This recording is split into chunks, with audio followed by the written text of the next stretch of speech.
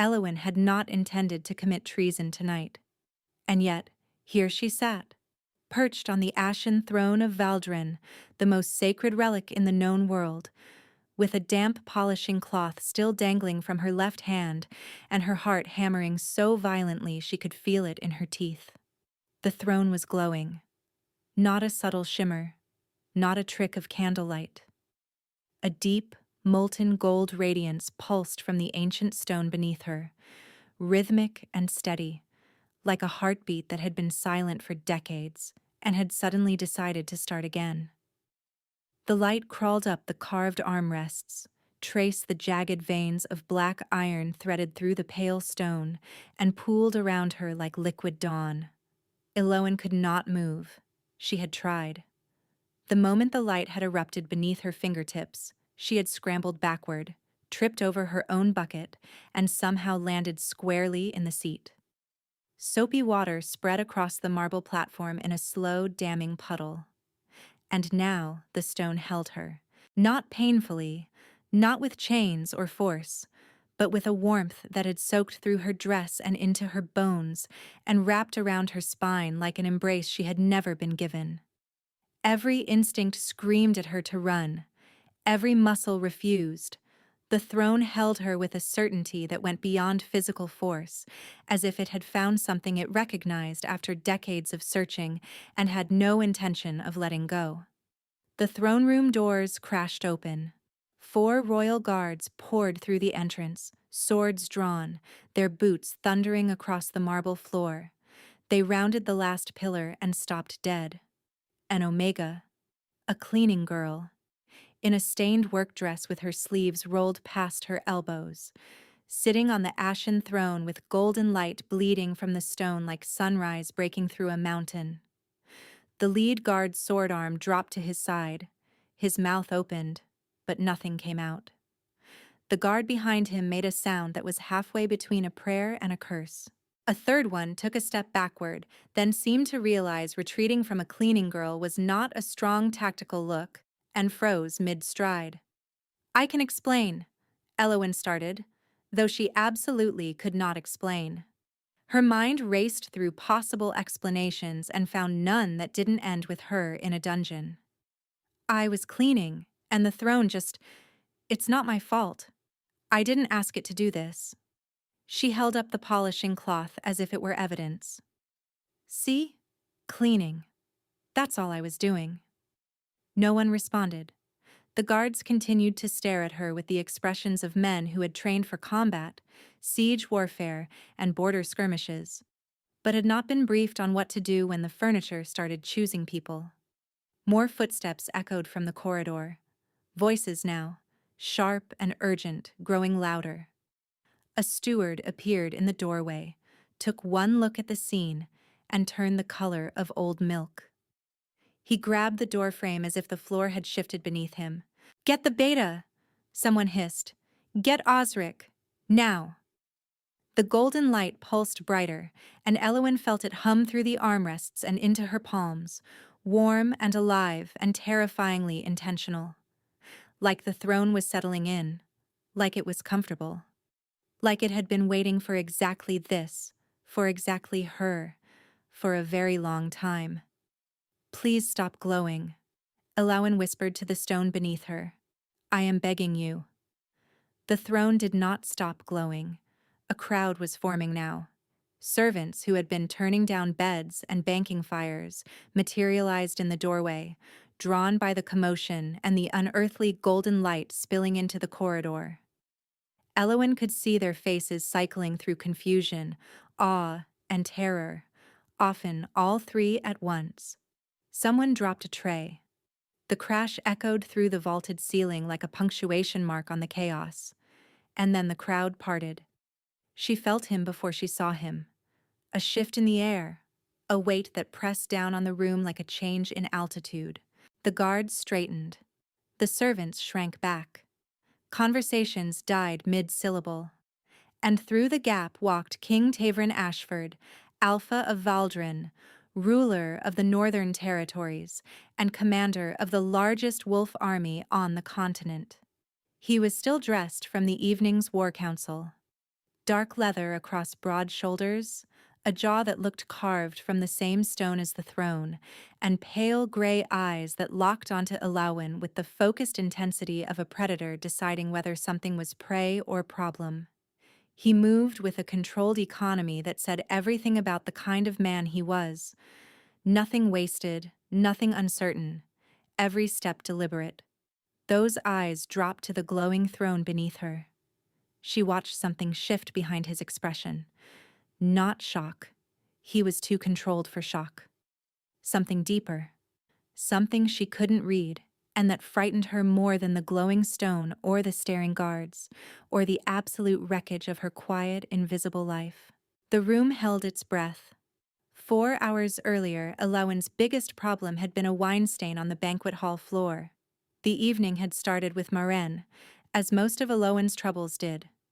Maren was the head housekeeper of Ashford Keep, a stout woman with steel-gray hair and a voice that could strip paint from stone. She ran the domestic staff with military efficiency, and she had exactly 0 patience for excuses, delays, or omegas who asked too many questions. "Nella is sick," Maren had announced, appearing at the supply closet where Elowin was wringing out rags. "Stomach fever. She won't be cleaning the throne room tonight." Elowin had kept ringing. The throne room was Nella's assignment. Always had been. It required a particular clearance that most of the cleaning staff didn't possess. The ashen throne was the seat of kings, and the room that housed it was treated with the kind of reverence normally reserved for temples. "I need you to take her shift," Maren continued. Elowin's hand stilled on the rag. "Me? You have ears." "Good. Yes, you. The delegation from Harrowmere arrives at dawn, and the throne room needs to be spotless. Polish the floor, dust the pillars, clean the throne itself." "The throne," Elowin repeated, her stomach tightening. "Are you going to echo everything I say?" "No, ma'am. Sorry, ma'am." Maren shoved a ring of iron keys into her hand. "Lock the doors behind you. Touch nothing but the surfaces you're cleaning. And for the love of the old gods, do not sit on anything." So Elowin had taken her bucket, her rags, her jar of stone polish, and her considerable anxiety, and she had climbed 4 flights of stairs to the throne room. The space was enormous. Vaulted ceilings lost in shadow, pillars thick as ancient oaks lining the center aisle, banners hanging motionless in the still air. The torches had been left burning in their brackets, but they barely dented the darkness up here. Every footstep she took echoed back at her from 3 different directions, and the vast emptiness of the room made her feel like she was trespassing in the ribcage of some sleeping giant. And at the far end, raised on a platform of dark marble, the ashen throne.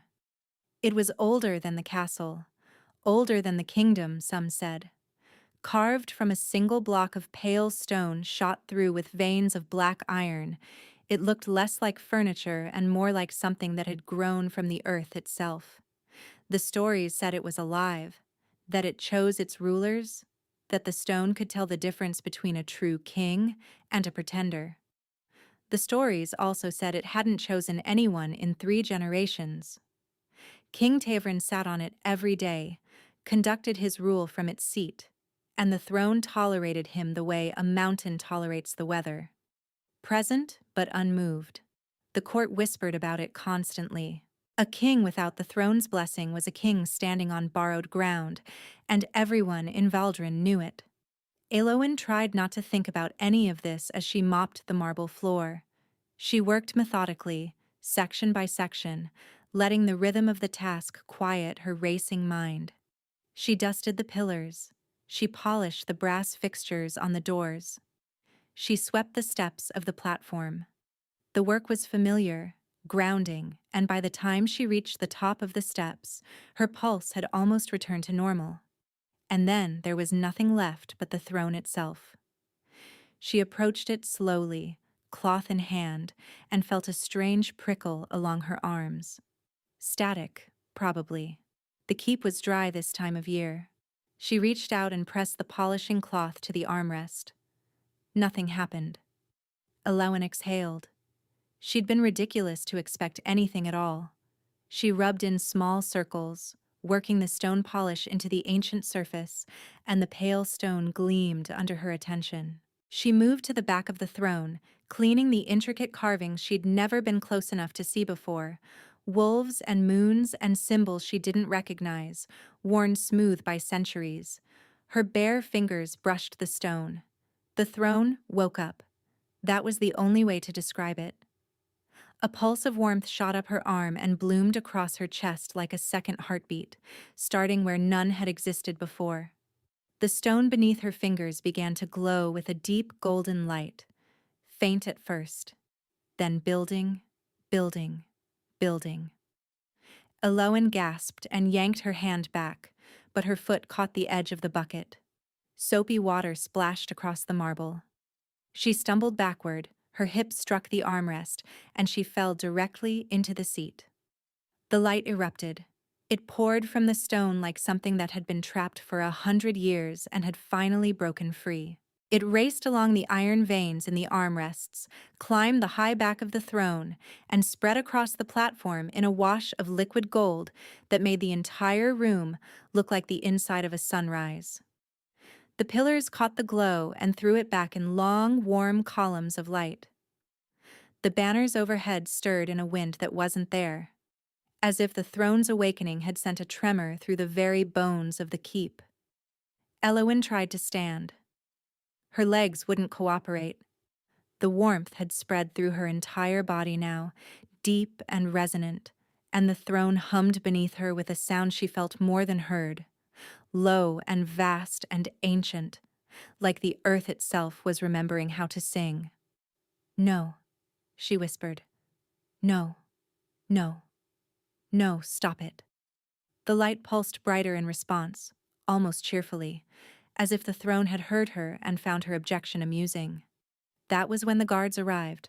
And now King Tavern Ashford stood at the base of the platform, staring up at her with an expression that had moved past shock into something colder, something calculating. "Get off the throne," he said. His voice was quiet, but it carried the weight of absolute authority. Every person in the room flinched. "I would love to, Your Majesty," Elowen managed, her voice cracking. "It won't let me." The silence that followed was the loudest thing Elowen had ever heard. Tavern's gray eyes moved from her face to the glowing stone beneath her, then back. His jaw tightened. A muscle ticked beneath the sharp line of his cheekbone. "Osric," he said without turning. The beta stepped forward from behind the king's shoulder. Osric was lean where Tavern was broad, with watchful dark eyes and the kind of quiet competence that suggested he'd already assessed the situation from 12 different angles before anyone else had processed the first. "Sire," Osric said calmly, as if Omega's committing accidental treason on ancient relics was a standard occurrence. "Clear the room." Osric turned and gestured once. Guards, servants, and gawking stewards moved toward the doors with the urgency of people who wanted to be anywhere else. The throne room emptied in under a minute. The doors closed with a resonant thud that echoed through the cavernous space. Now it was just the three of them. Elowen trapped on a glowing throne, the most powerful alpha in the realm standing 6 feet below her, and his beta hovering at the edge of the platform like a man standing next to a fire he wasn't sure was going to stay contained.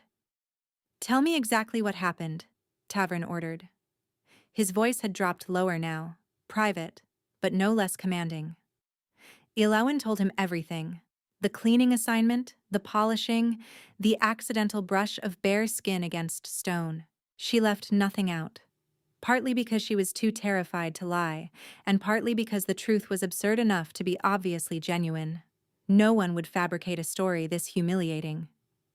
"And you can't stand," Tavern said when she finished. "I've tried, Your Majesty. My legs just sort of—" She gestured vaguely. "Refuse." Tavern climbed the platform steps. Each footfall was deliberate, measured, like a man approaching something he wasn't entirely sure was safe. He stopped directly in front of the throne and looked down at her. Up close, the king was overwhelming in a way that had nothing to do with the throne or the crown or the title. He was tall enough that she had to crane her neck to meet his eyes, and the torchlight caught the hard planes of his face in a way that made him look less like a man and more like something that had been forged. The scar that ran along the left side of his jaw only reinforced the impression. He extended his hand. Elowen stared at it. Then she reached up and wrapped her fingers around his. Two things happened simultaneously. The golden light flared so bright that Osric shielded his eyes, and Elowen's body released. Whatever invisible force had held her in the seat simply let go, and she lurched forward off the throne and directly into the king's chest. He caught her by reflex, one arm banding around her waist to keep her upright. For 2 stammering heartbeats, Elowen was pressed against the Alpha King of Valdrin, her face against his collarbone, close enough to feel the rigid tension running through his entire body and catch his scent. Iron and cedar and something deeper that made her wolf stir for the first time in her life. She scrambled backward so fast she nearly fell again. "I'm sorry," she gasped. "I'm so sorry, Your Majesty. I didn't mean to. I would never presume." Tavern wasn't looking at her. He was looking at the throne. The glow had dimmed the moment she'd left the seat, fading from blinding gold to a faint residual shimmer that clung to the stone like morning mist. As they watched, even that faded to nothing. The throne went dark and cold and silent, dead again. Tavern reached out and pressed his palm flat against the armrest. Nothing. No light. No warmth. No hum. The stone sat beneath his hand the way it had sat beneath every hand for 3 generations. Inert. Indifferent. Refusing. He pulled his hand away. His face betrayed nothing, but Elowen saw the way his fingers curled slowly into a fist at his side. "Osric," he said, his voice dangerously even. "Bring Marin. I want to know everything about this girl. Family, bloodline, pack affiliation, every assignment she's ever held in this keep." "I don't have a family," Elowen said before she could stop herself. Both men looked at her. She swallowed hard. "I was left at the eastern gate as an infant. No note, no name, nothing. Marin raised me in the servants' quarters. I have no bloodline, no pack. I'm nobody." The word hung in the air between them. Nobody. It was a word she'd carried her entire life, worn smooth by repetition until it no longer cut. Or so she'd thought. Saying it aloud in this room, on this platform, beside this throne that had just chosen her for reasons no one could explain, it felt different. It felt like a lie. Something unreadable passed through Tavern's eyes. Not pity, not dismissal. Something she couldn't name that made her chest tighten.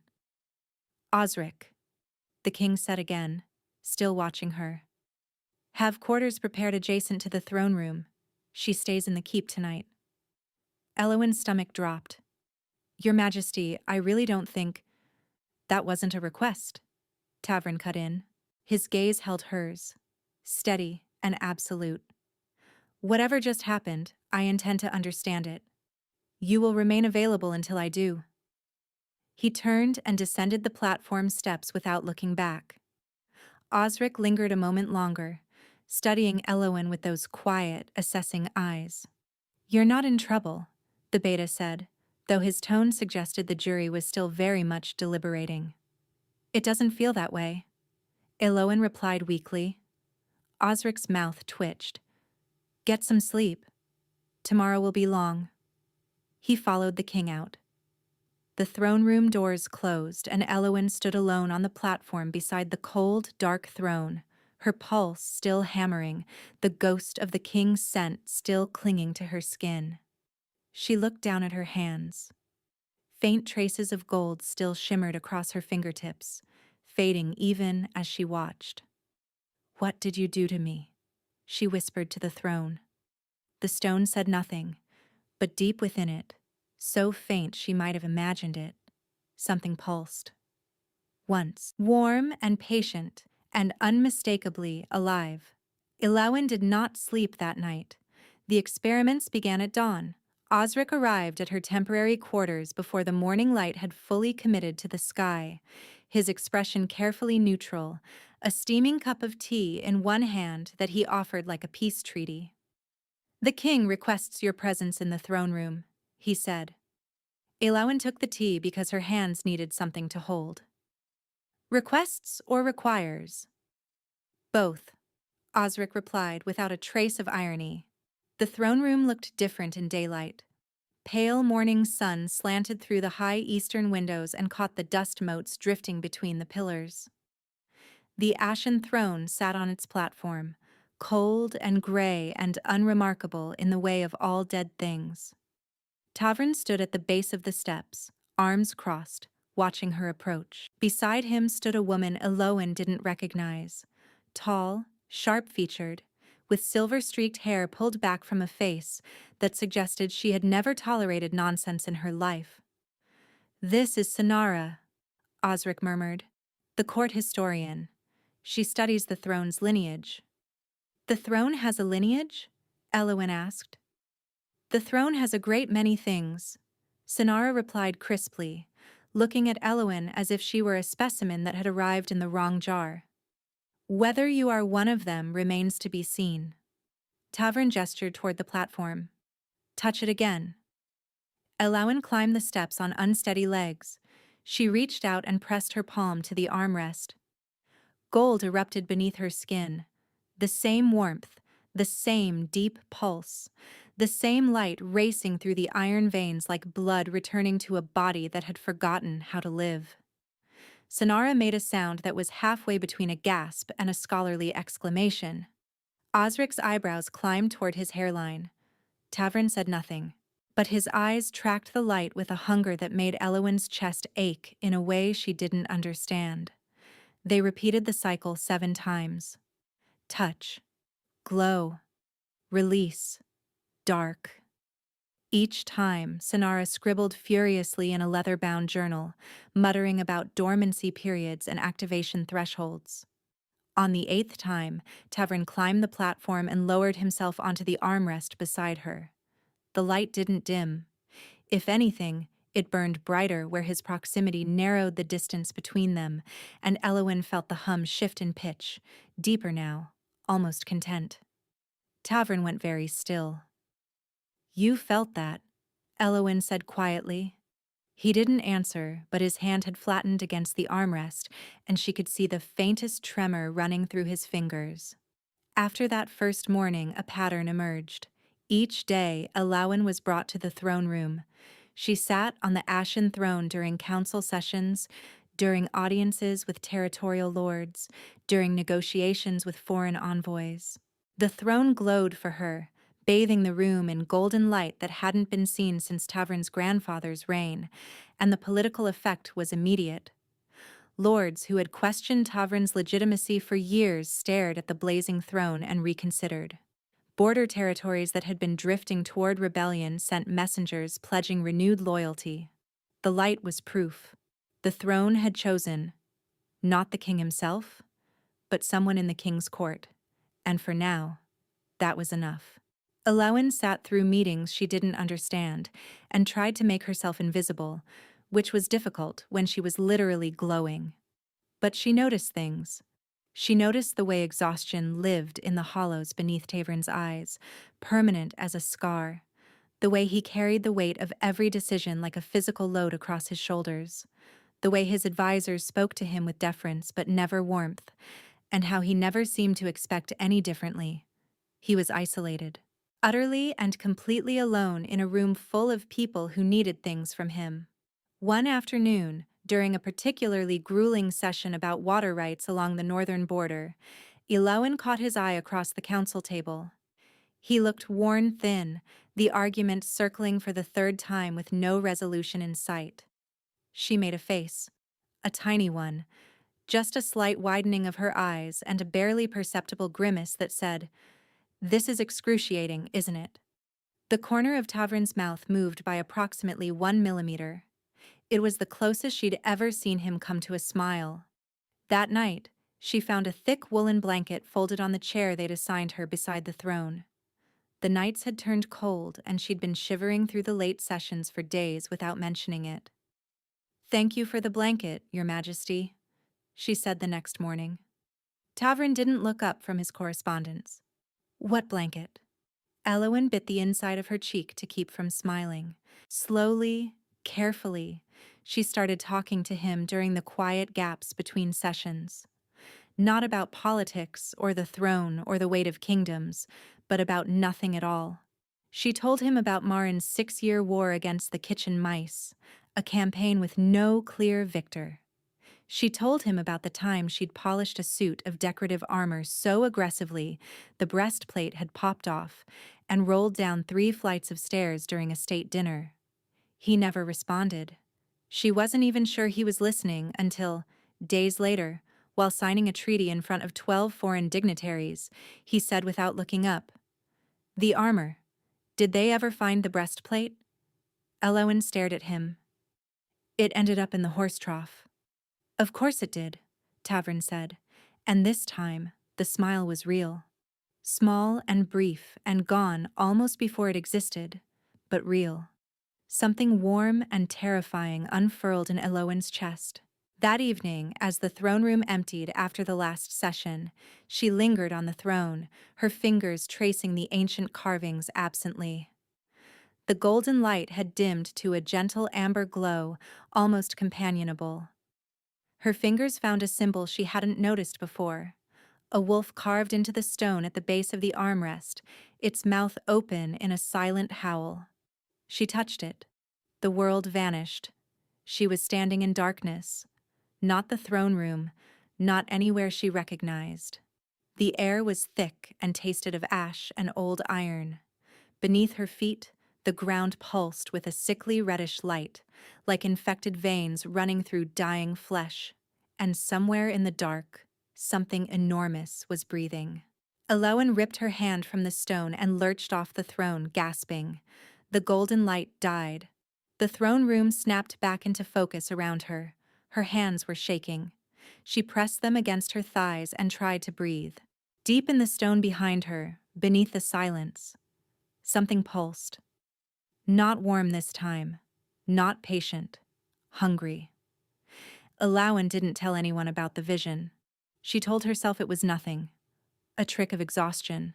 A product of spending too many hours sitting on enchanted furniture. There was no darkness beneath the throne, no sickly red light, no breathing presence in the deep. She almost believed it, but the visions came again. Not always through the wolf carving, sometimes just through prolonged contact with the stone, the way a conversation that runs long enough eventually turns to the subjects you've been avoiding. She saw flashes. A kingdom withering from within, fields that should have been green turning gray and brittle, wolves who tried to shift and couldn't, trapped in human skin, howling without sound, rivers running sluggish and dark, as if the water itself was sick. And always, beneath everything, that breathing, patient, growing. The land was dying. Elowen could feel it through the throne. A creeping decay that had been spreading for years, so gradual that no one had named it yet. Crop yields declining season by season. Fewer wolf pups born each spring. A tiredness settling into the bones of Valdrin that everyone felt but no one could explain. The throne wasn't just a seat of power. It was a heart, connected to the land through roots that ran deeper than stone, and that heart had been silent for 3 generations. Without a chosen ruler to channel its power, the connection had withered, and the kingdom was slowly starving. Until Elowen. She understood now why the throne held her so tightly. It was pouring everything it had into the only vessel it had found. Every hour she sat in that seat, the connection flowed through her. From the stone, through her body, and out into the land like water into cracked earth. She could feel it working. Reports trickled in daily, a field recovering in the eastern province. A pack of wolves who could suddenly shift again after months of silence. A river running clear for the first time in years. But each session also left Elowin a little more hollowed out. It started small, a headache after long sittings that she blamed on the torchlight, a bone-deep fatigue that sleep couldn't touch. She woke one morning with a nosebleed that lasted 20 minutes and stained the borrowed pillow crimson. "You look pale," Tavern observed one afternoon. They were alone in the throne room, a rare gap between sessions. Elowin sat on the throne with the golden light wrapped around her. Tavern stood nearby, reviewing a territorial map spread across the council table. He'd started lingering after meetings. She wasn't sure when it began, only that somewhere in the past weeks, the king had begun finding reasons to remain in the throne room after his advisors left. He would read reports, study maps, sharpen his blade, all tasks he could have done anywhere, while Elowin filled the silence with her stories. She told herself it meant nothing. He needed the throne active for political stability. He was simply keeping watch over a valuable asset. But then he would look at her the way he was looking at her now, his gray eyes steady on her face, and her wolf would press against the inside of her ribs like it was trying to get closer to him through sheer force of wanting. "I'm fine," she lied. "You're a terrible liar," Tavern said. "I'm an excellent liar, actually. You just happen to be annoyingly observant." That almost smile again, gone before it could fully arrive. He turned back to his map, and Elowin let herself study the line of his profile in the amber light, the way the glow softened the scar along his jaw, and felt her chest tighten with something that was becoming impossible to ignore. The throne hummed beneath her, warm and knowing. "Stop it," Elowin muttered to the stone. The hum intensified, almost smug. That night, the vision came without warning. She'd been resting in her quarters, the small room that had somehow acquired a proper bed, a writing desk, and a vase of fresh wildflowers that appeared every third day, and that absolutely no one would claim responsibility for. She'd asked Osric about it once, and the beta had studied the ceiling with sudden fascination. She'd asked Marin, who had snorted and said, "Kings don't arrange flowers," which was not technically a denial. She closed her eyes, and the darkness swallowed her whole. She was back in the deep place. The red veins beneath her feet pulsed faster now, and the breathing was louder, closer. She could feel something watching her with an intelligence that was ancient and furious and deeply aware.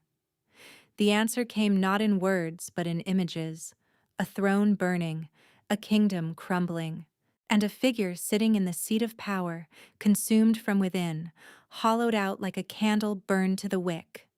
The figure had her face. Elowin woke gasping, her sheets soaked with sweat, the taste of ash coating her tongue. The next morning, she couldn't stand without the room tilting sideways. In the mirror, she saw bruised shadows beneath her eyes that hadn't been there a week ago. The throne was consuming her. Whatever power it channeled through her body was burning her from the inside, and if she kept going, it would hollow her out entirely. She went to the throne room anyway, because the crops were growing, because wolves were shifting, because the rivers ran clear and the kingdom was healing, and because every morning Tavren looked at her with something in his eyes that she couldn't bear to lose. Sonara noticed first. "Your color is wrong," the historian said bluntly. She grasped Elowin's chin and tilted her face toward the light. "Your veins are showing through your skin. Your eyes are bloodshot. You look like something the throne chewed up and hasn't decided whether to swallow." She released her. "Does the king know?" "There's nothing to know." Before Elowin could say another word, footsteps echoed from the corridor. Tavern appeared in the doorway. His gaze swept the room, found Elowin, and stopped. Something cracked in his expression. He crossed the room in 4 strides.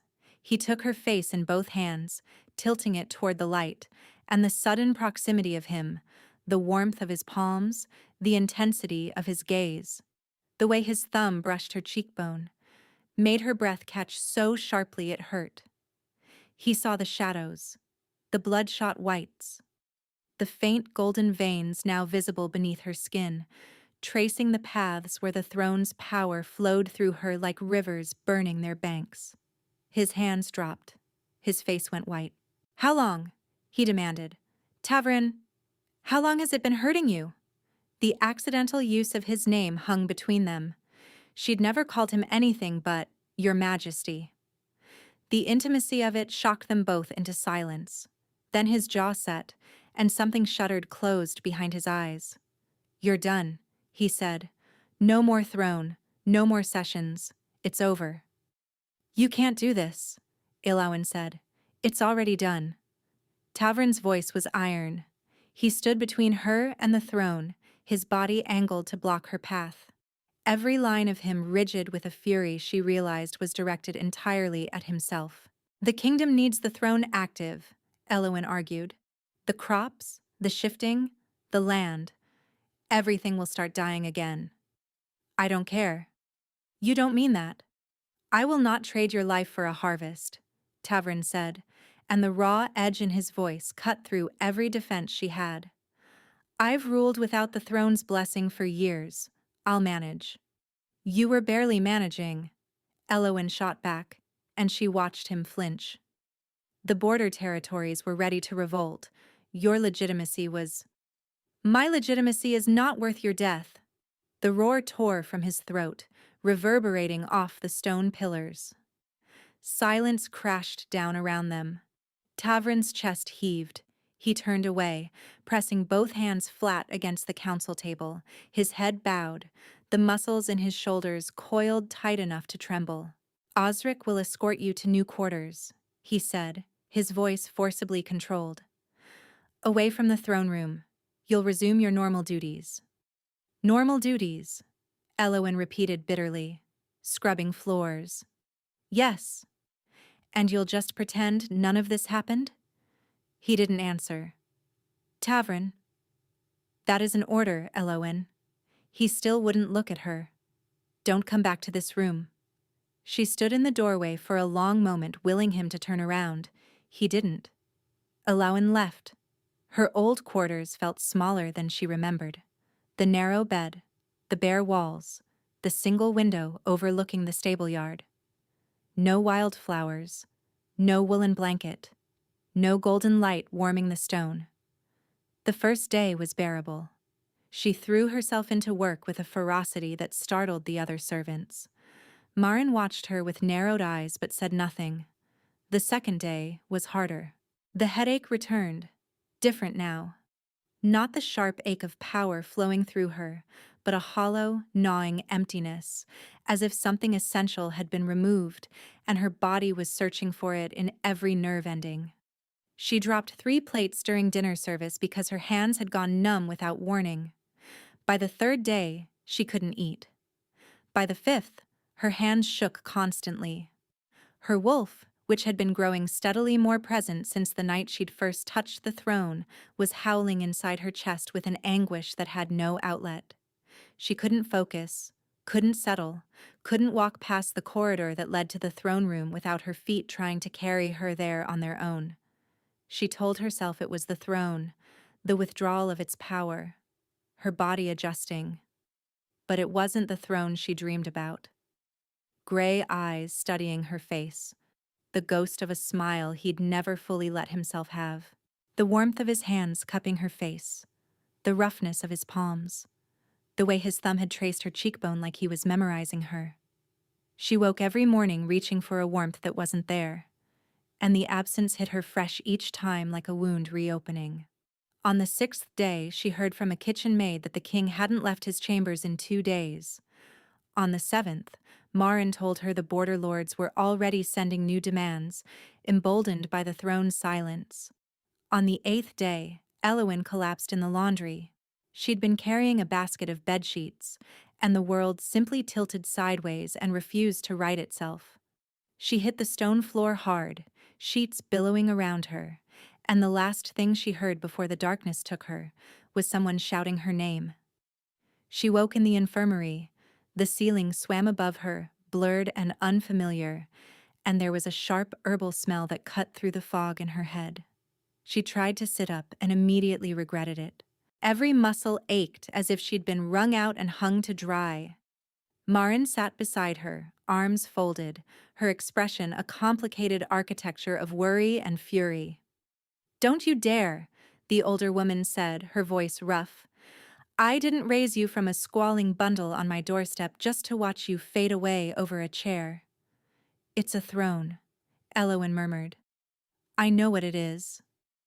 Elowen closed her eyes. Is he what?" Marin asked. "Worried? Tearing himself apart? He's outside? Has been since they brought you in." Growled at the physician when she tried to make him leave. Growled at Osric when he suggested the king had other responsibilities. Growled at a chair when it was in his way. She paused. "I've never seen a man that angry at furniture." The door opened. Tavern filled the doorway like a storm that hadn't decided where to make landfall. His face was ashen, his eyes wild. He looked worse than she did. The hollows beneath his eyes had deepened into bruises, and there was a grayness to his skin that hadn't been there 8 days ago. "Leave us," he said to Marin. Marin paused beside him at the door. "She's not a political asset," she said quietly.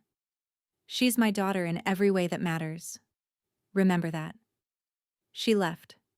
Tavern crossed to the bedside and dropped to his knees. His forehead pressed against the edge of her mattress, and his shoulders shook once, hard, before he caught himself. "I made it worse," he said, his voice fractured. "I sent you away to save you, and I made it worse." Elowen's fingers slid into his hair before her mind gave permission. She felt his entire body shudder at the contact. "It's not just the throne," she whispered. "It was never just the throne." He lifted his head. His gray eyes found hers, and what she saw stole every remaining breath from her lungs. She saw herself reflected not as a servant or a vessel or a political tool, but as something essential, something he'd been reaching for in the dark without knowing it existed. "I know," he said roughly. "I've known since the night you fell into me and my wolf tried to claw out of my chest to get to you." Elowen's heart cracked open. "Sinara confirmed it this morning," Tavern continued. "The bond between us has been forming since the first night. The throne didn't create it. It recognized it. You and I are mates." The word settled over them. Terrifying. Inevitable. True. "The throne chose me because of you," Elowen said, understanding flooding through her. "The bond connects me to you, and you're connected to the kingdom. I'm not the vessel. I'm the bridge." Tavern's hand covered hers where it rested in his hair. His grip was tight, almost painful. "Then we find another way," he said fiercely. "A way that doesn't burn you alive." Elowen felt tears slip down her temples. "Together," she said. "Together," he echoed, and the word sounded like a vow. Sinara arrived at the infirmary within the hour, carrying 3 leather-bound volumes so ancient they looked like they might disintegrate if breathed on wrong. "You need to hear this," the historian said. "Both of you." Tavern had not moved from the floor beside Elowen's bed, one hand still wrapped around hers. "The ashen throne was carved during the founding age," Sinara began. "Not by human hands. The stone is a conduit between the ruler and the land. When it chooses a sovereign, the bond flows painlessly. Power moves through the chosen one like water through a riverbed. There's no burning." "Then why is it killing her?" Tavern demanded. Sinara turned a page. "Because something is wrong with the throne. Your grandfather was the last ruler it chose willingly. After his death, your father tried to claim it." Tavern's hand tightened around Elowen's. "King Aldrich sat on the throne every day for 11 years, Sinara continued carefully. "And every day, the throne refused him. The stone stayed cold. He would sit for hours, willing the light to come, whispering to the stone, begging it. The court watched their king plead with a chair, and slowly they stopped respecting him. He became obsessed with forcing the connection, hiring sorcerers, blood practitioners, anyone who promised they could bend the throne's will. I know this, Tavrin said, barely controlled. You know parts of it, Sonara corrected gently. One practitioner succeeded, partially. He created a parasite, a magical entity designed to burrow into the throne's core and override its choosing mechanism. Elowen felt her blood chill. The parasite embedded itself in the throne, Sonara continued. But instead of overriding the choosing, it corrupted the connection entirely. It feeds on whoever the throne bonds with, draining their life force. Your father sat on the throne for 3 more years after the ritual. The parasite couldn't fully connect with him because the throne had never chosen him. But it poisoned him all the same, twisted his mind, fed on his desperation until he went mad. Tavrin finished, hollow. Until I had to remove him by force. Until he passed away 3 days later, haunted by voices in the stone that no one else could hear. The silence that followed had physical weight. Elowen turned and saw grief on Tavrin's face. Raw, old, unhealed grief carved so deep it had become part of him. You didn't know about the parasite, she said softly. I knew my father changed. I knew he hurt people. I knew removing him was a mercy. His jaw clenched. I didn't know something else was devouring him while I blamed him for his own destruction. His hand was shaking in hers. When I saw the throne light up for you, he continued, I thought it was salvation. I thought the kingdom could finally heal, that everything I'd failed to fix would be fixed. I let you pour yourself into that seat because the political advantage was too valuable to question. I watched you grow pale and I told myself it was nothing, because I needed what the throne gave me more than I needed to see what it was doing to you. His voice cracked. I used you exactly the way my father used those sorcerers. I fed you to that thing because I was desperate, and desperate kings destroy the people closest to them. He taught me that, and I learned nothing. That's not what happened, Elowen said fiercely. She sat up, gripped his face in both hands, and forced him to look at her. You are not your father. He tried to take the throne by force. You never forced me to do anything.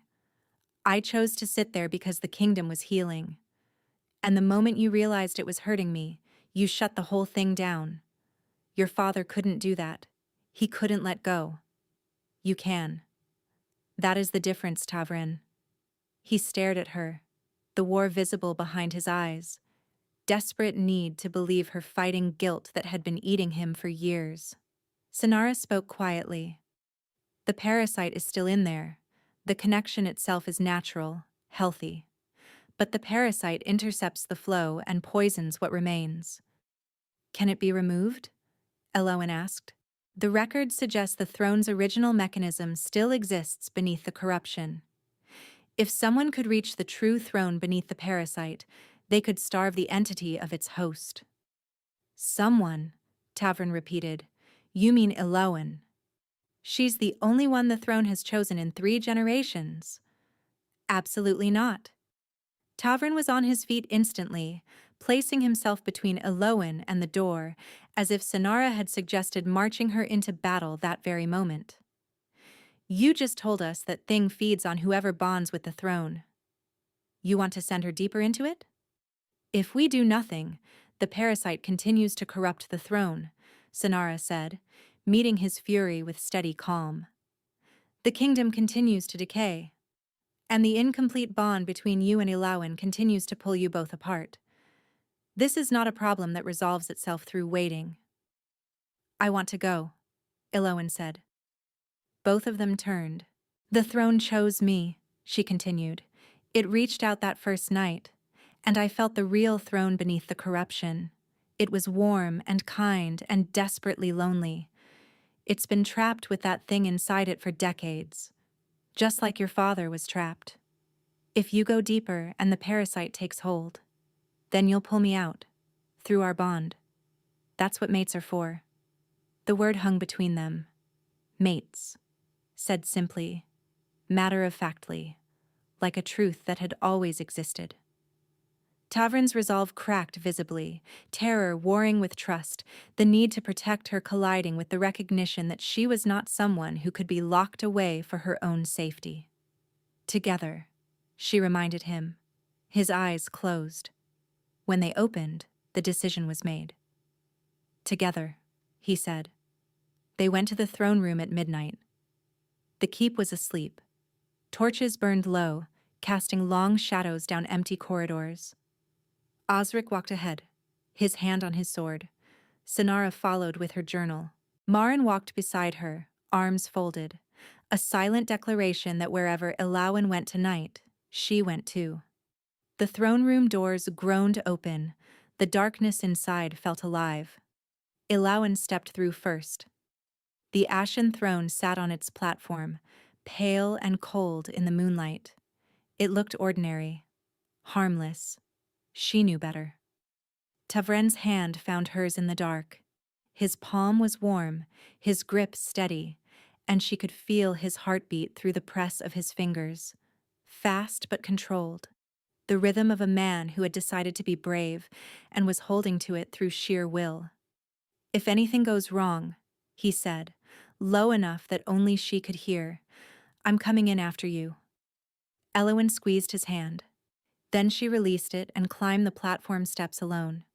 She sat down. The gold erupted, brighter than it had ever been, blinding and fierce, tearing through the darkness like a sunrise detonating inside the room. She heard Marin gasp, heard Osric's sharp step forward, heard Sinara whisper something reverent and terrified, and then she went under. The darkness closed over her like water. She sank through the golden light, through the warmth, through layers of stone and memory and time, until she reached the place beneath. It was worse than before. Red veins pulsed angrily through the ground, thick and spreading like infection through a wound. The breathing was deafening, rhythmic, wet, hungry, and the air tasted of something rotten and desperate. But beneath the corruption she could feel it, the real throne, faint and flickering, like a candle flame cupped in shaking hands, fighting to survive. She walked toward it. The parasite reacted. Red veins surged from the ground, whipping toward her ankles, her wrists, her throat. She stumbled, caught herself, kept moving. "You're not supposed to be here," a voice said. Elowen stopped. A figure stood between her and the faint golden light. Tall, broad-shouldered, with Tavren's jaw and Tavren's eyes, but hollowed out, consumed. His face was a map of obsession and grief. "Aldrich," she whispered. Not a ghost. An echo embedded in the corruption, sustained by the parasite that had been feeding on his desperation for years. The entity hadn't just poisoned the throne. It had trapped the imprint of the man who'd invited it in, using his anguish as fuel. "The throne is mine," Aldrich's echo said, his voice fractured with years of repetition. "I sat in this seat for 11 years. I earned it." "It was never about earning," Elawan said, her voice shaking. "The throne doesn't measure worth. It recognizes connection." "Then why didn't it choose me?" The echo's voice broke, and beneath the madness, she heard the raw grief of a man who had given everything to a purpose that refused to accept him. "I was a good king. I love this kingdom. I would have died for Valdrin." "You did die for Valdrin," Elawan said softly. The echo staggered. "You died trying to be enough," she continued, tears burning in her eyes. "And I understand that. I have spent my entire life trying to be enough, cleaning harder, working longer, making myself useful because I believed that if I stopped being useful, I would stop mattering. Because the people who were supposed to want me left me on a doorstep, and I decided that meant I wasn't worth keeping." She took a step forward. The red veins recoiled from her feet. "But that was a lie," she said. "The throne didn't reject you because you were unworthy. It rejected the force, the coercion, the demand. You couldn't hear it choosing you because you were too busy trying to make it choose you. The echo flickered. I just wanted... I know, Elowen whispered. You wanted to be enough. You always were. But the thing you let inside this throne took that truth and buried it. It fed on your doubt. It's still feeding. She felt Tavrin then, distant but unmistakable, his presence burning through the bond like a torch in a dark room. He was holding on to their connection with everything he had, anchoring her to the world above. Through the bond, she felt his grief. Not just for her or the kingdom, but for the man standing in front of her. For his father, who he'd never been able to save. Your son forgives you, Elowen said, and her voice broke. He carries the weight of what happened to you every single day. He's terrified of becoming you, but he forgives you, Aldrich. The echo went still. The red veins pulsed once, twice, then began to slow. And you need to let go, Elowen continued. Not because you failed, because holding on is what's killing everything you loved. Your son, your kingdom, this throne. Aldrich's echo looked at her, really looked, and the madness drained from his eyes. What remained was just a man, tired, heartbroken, ready. Tell my boy, he said, barely a whisper, that the throne room always smelled like his mother's garden in spring. That's what I loved most about being king. Not the power. The flowers she planted outside the window. Elowen nodded, tears streaming down her face. Aldrich closed his eyes. The red veins shattered. The echo dissolved, gently, like ash lifting on a warm breeze, and the darkness went with him. The parasite, severed from its anchor, writhed once and collapsed like a dying star. Golden light flooded in, not the desperate burning gold of before, but something softer, warmer, the light of a hearth, of a sunrise, of something ancient finally drawing a full breath after decades of suffocation. The true throne opened beneath her, and the connection settled into her bones, painless, natural, a river finding its bed. The power flowed through her, and this time it didn't burn. It sang. Elowen opened her eyes. She was back in the throne room, and the chamber was bathed in golden light so pure it seemed to have its own warmth. The black iron veins, which had always looked like cracks, now glowed like threads of molten sunrise woven through pale marble. Tavrin stood at the base of the platform, his face wet with tears, his gray eyes fixed on her with an expression so unguarded it remade him entirely. Your father loved the flowers, Elowen whispered. Outside the throne room window, your mother's garden. That's what he loved most about being king. Tavrin made a sound that wasn't quite a word.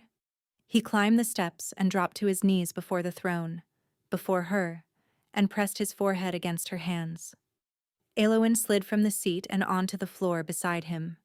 She wrapped her arms around his shoulders, and he buried his face in her neck and shook with the force of a grief that had finally been given permission to end. I've got you, she murmured against his hair. I've got you. Behind them, the ashen throne glowed steady and warm, whole for the first time in a generation. In the doorway, Marin pressed her hand to her mouth and wept silently, while Osric placed a hand on her shoulder and Sonara closed her journal and smiled. The throne didn't need Elowen to sit on it every day anymore. With the parasite gone, the connection between the ashen throne and the land flowed freely, channeled through the bond that linked Elowen to Tavrin and Tavrin to the kingdom.